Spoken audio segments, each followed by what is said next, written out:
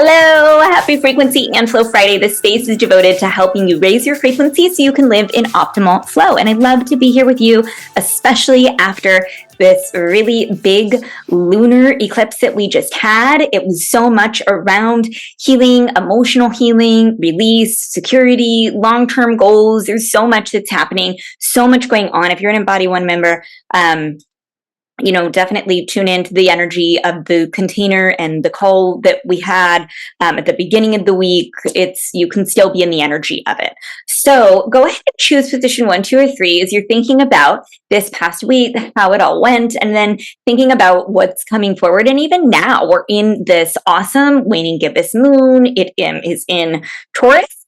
So, think about the emotional healing, but there's this letting go, there's this release. Waning moons are all about, just allowing what no longer serves us to be removed. And so we can all lift our frequency by doing some of that. And there's a support in that. So choosing position 1, 2, or 3, if you're choosing position number 1, the first thing is I really feel the home in this position. I'm going to go to the top card.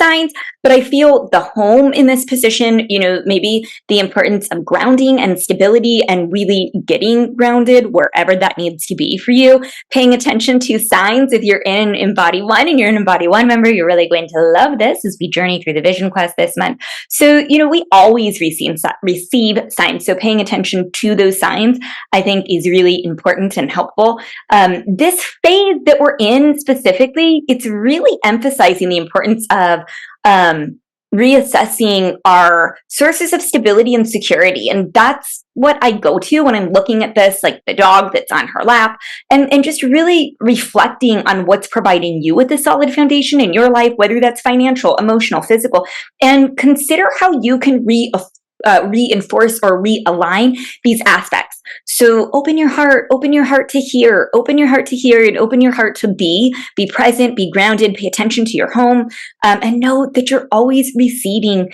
signs and answers and help through nature and through our world. It's really beautiful through music and people and conversation. So if you're choosing this position, I would say get grounded, pay attention to grounding energy in order to raise your frequency, and pay attention to the signs around you. They're all around you.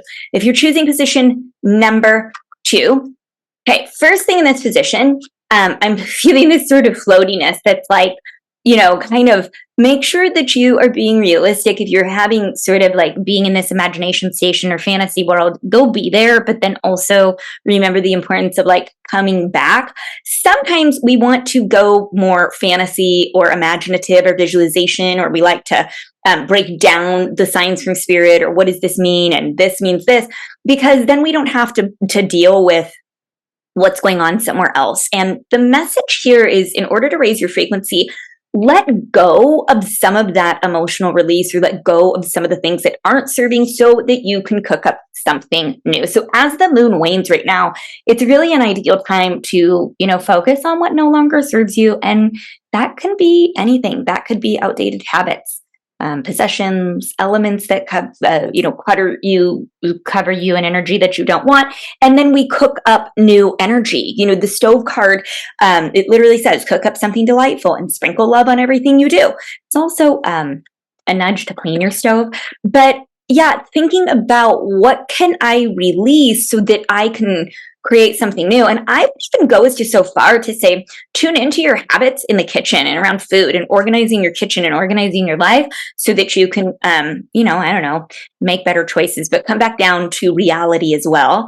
And, release any fantasy, anything, if that makes sense. This is it's an interesting position. It feels like there's this need to give birth to what's new, to create what's new. But first, you have to let go of some old beliefs or stories. Maybe it's a story piece. And then finally, if you're choosing position number 3, the card you get is wood. I feel like this card keeps coming up. So,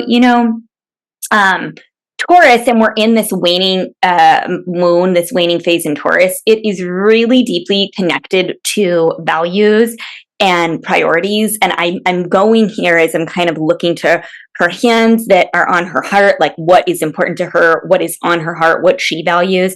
And this is a really good time to use this lunar phase to reflect on your core values and assess whether your current path aligns with them. Like, she is on a path and she's like, what am I doing?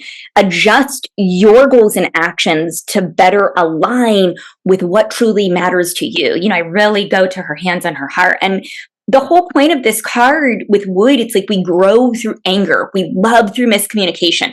We are honest. We take dynamic action. Of course, you can visit sectors 3 and 4 of your Bagua map if you're choosing this positions, but then I feel more alignment with new people, new collaborations, and this love of life that comes in. So I really go there to her heart. So whatever it is that you're choosing, I hope that this is supportive to you and helps you to raise your frequency so you can be a little bit more high vibe and live in optimal flow, whether that's grounding, releasing and cooking up something new, or reassessing your values to get back into a really high frequency and take action according to your values and what really matters. And I'm sending you so much love and decluttering energy on this waning moon. Ciao.